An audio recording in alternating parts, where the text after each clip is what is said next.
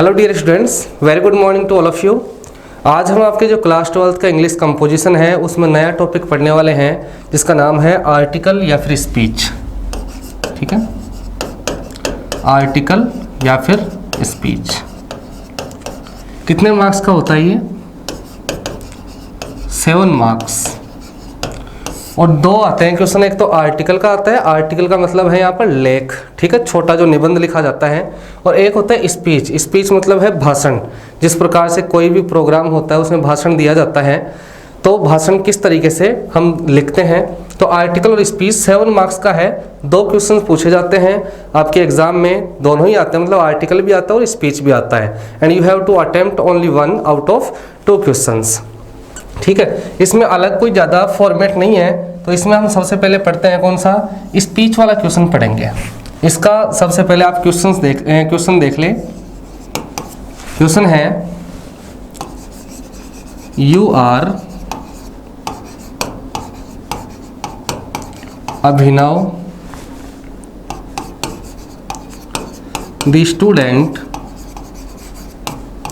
Of the class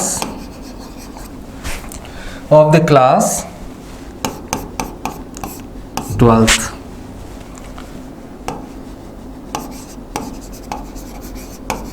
prepare a speech. इसकी word limit भी कितने की आती है? In about 100 words. ये ध्यान रखना आप, लगभग 100 शब्दों में ही आपको इसका जवाब देना है। Prepare a speech on Mahatma Gandhi.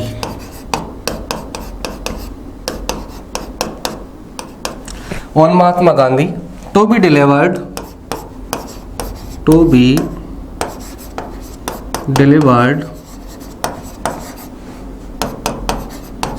In your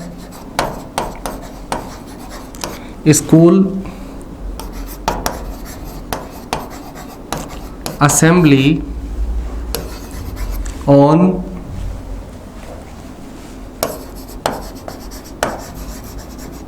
Gandhi Jayanti.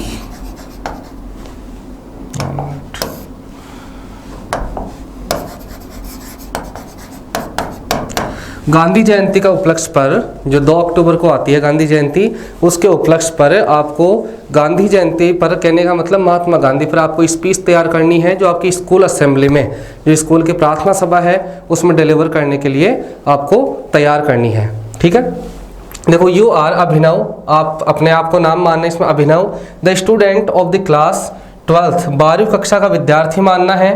Prepare a speech, एक स्पीच तैयार करो ऑन महात्मा गांधी, महात्मा गांधी के ऊपर, टू बी डिलीवर्ड, प्रेषित करने के लिए, इन योर स्कूल असेंबली, विद्यालय की असेंबली में, प्रार्थना सभा में, ऑन गांधी जयंती, गांधी जयंती के उपलक्ष्य पर। क्वेश्चन क्लियर है? अब इसको देखते हैं स्पीच किस तरीके से लिखा जाता है।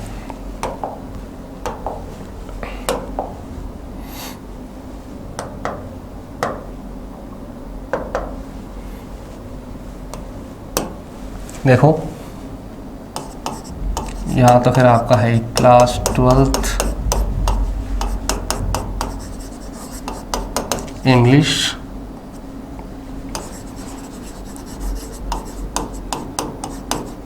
कंपोजिशन।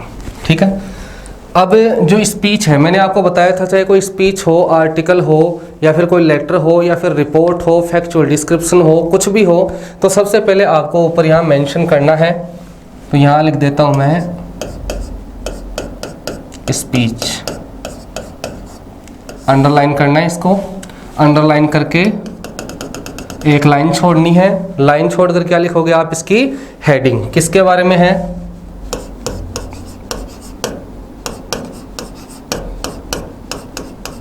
महात्मा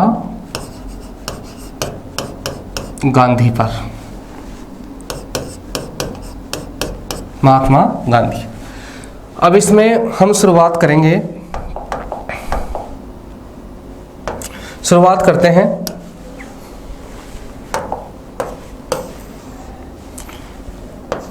स्पीच लिखने के लिए सबसे पहले अलग से कोई वैसे फॉर्मेट नहीं है। स्पीच लिखने के लिए जैसे एक चीज़ देखा करो कि कोई भाषण देता है तो उसके सामने जो कोई बैठे हैं तो उनका संबोधन सबसे पहले ज़रूरी है। उनको एड्रेस किया जाता है, संबोधित किया जाता है उनको।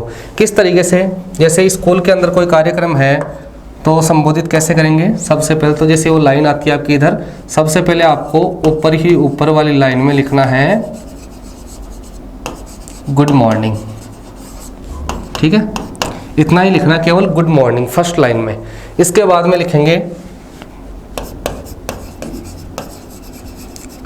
Honourable chief guest,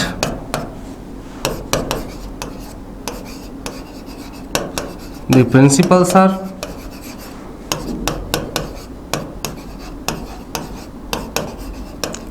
worthy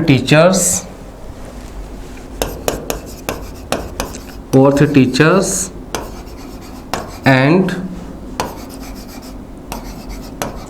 all my schoolmates. First line में इतना लिखना है। दूसरी लाइन में अपना परिचय देना है कि आपका नाम क्या है और आप क्या डिलीवर करना चाहते हैं। स्पीच है तो किस टॉपिक के ऊपर आप स्पीच देना चाहते हैं। I am Abhinav, the student of class 12th, today I am, इसका हिंदी समझ लेंगे एक साथ। Today I am before you to, today I am before you to deliver a speech on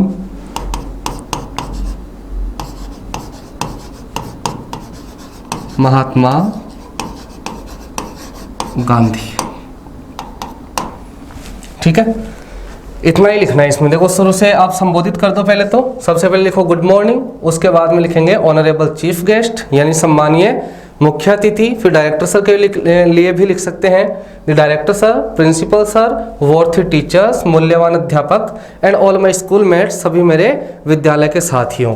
खुद का परिचय देना है। आई एम नाम दे रखा है आपका तो नाम लिखो यहाँ। I am Abhinav the student of class 12th, 12वीं कक्षा का विद्यार्थी हूँ मैं, अभिनव नाम है। Today I am before you, आज मैं आपके सामने हूँ। टू डिलीवर ए स्पीच, एक भाषण देने के लिए, प्रेषित करने के लिए, ऑन महात्मा गांधी। अब इसके बारे में आपको इन अबाउट 100 वर्ड्स आपको लिखना है और 100 वर्ड्स की काउंटिंग में ये भी आ जाता है, एड्रेस भी है ना, जो संबोधन है वो भी आ जाता है। अब लिखते हैं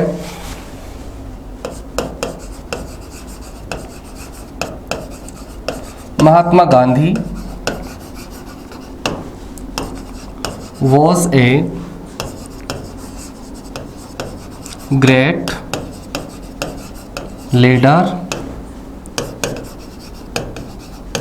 thinker, teacher,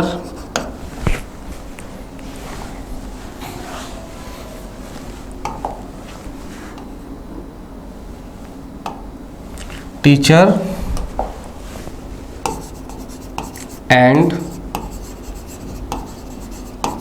personality of India.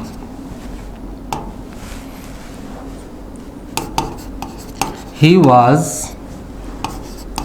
born on 2nd October at Porbandar in Gujarat. He is called, उनको कहा जाता है the father of our nation. His father was Karamchand Gandhi and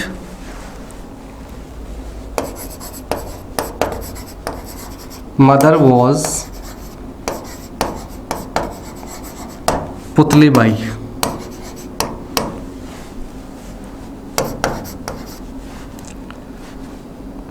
he fought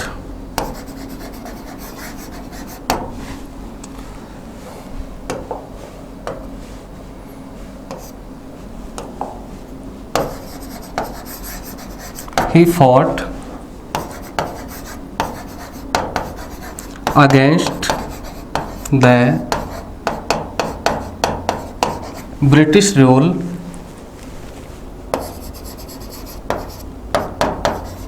in India.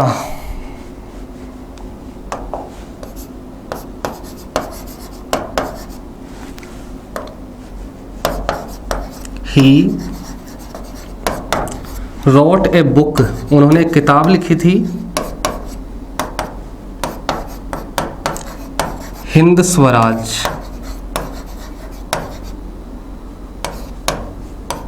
ठीक है।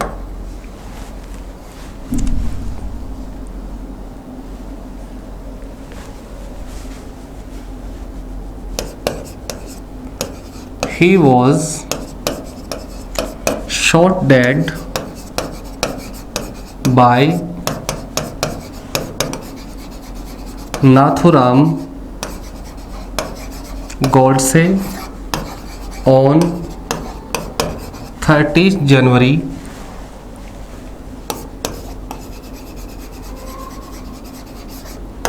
1948।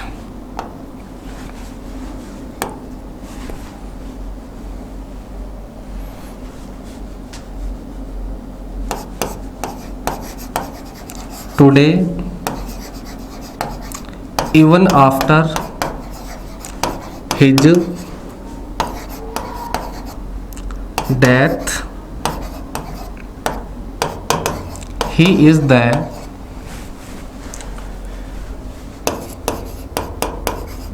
shining lodestar to all of us. We will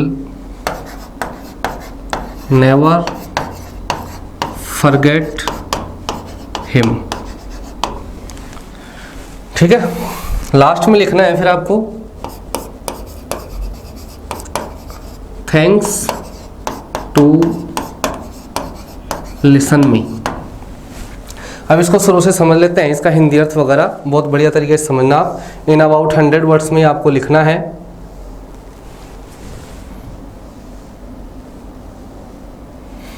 यहाँ से था आपके जो क्लास 12th का इंग्लिश कंपोजिशन है उसमें स्पीच। सबसे पहले आप स्पीच लिख रहे हैं, अरे रुक जा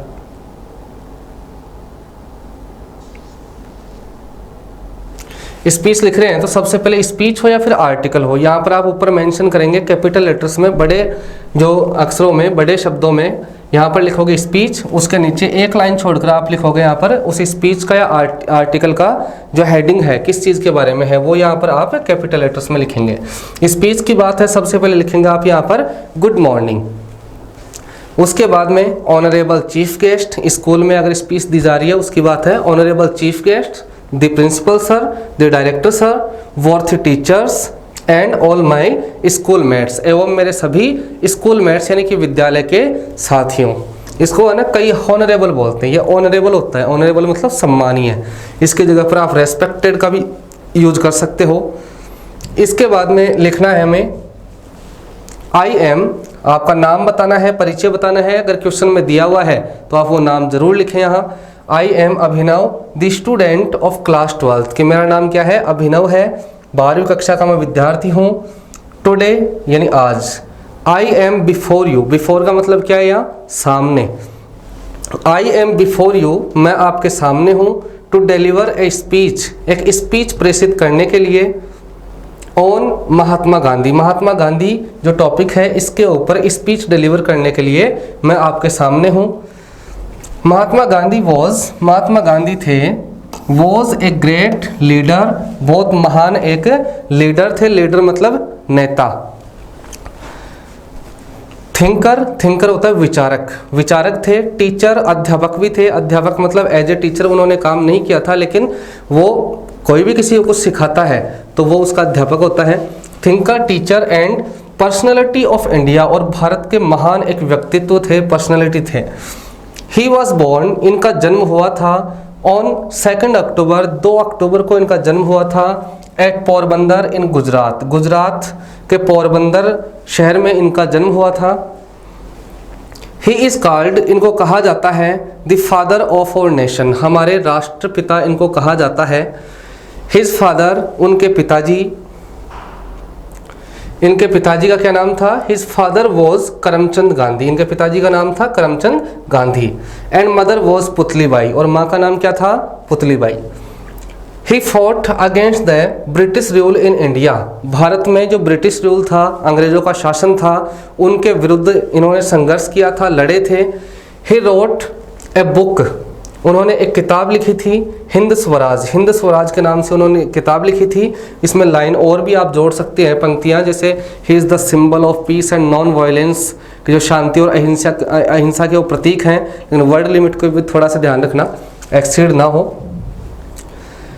he wrote a book Hind Swaraj, Hind Swaraj के नाम से उन्होंने किताब लिखी थी। ही वॉज शॉट डेड, उनको गोली मार के हत्या कर दी गई थी उनकी बाय नाथूराम गोडसे, नाथूराम गोडसे के द्वारा ऑन 13 जनवरी 1948, 30 जनवरी 1948 को।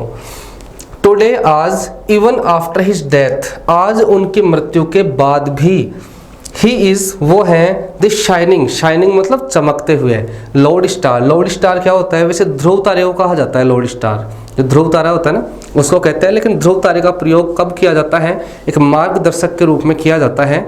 तो यहाँ पर किस संदर्भ में प्रयोग किया हुआ इस वर्ड का? मार्गदर्शक के रूप में। आज भी वो हमारे लिए एक चमकते हुए मार्गदर्शक हैं।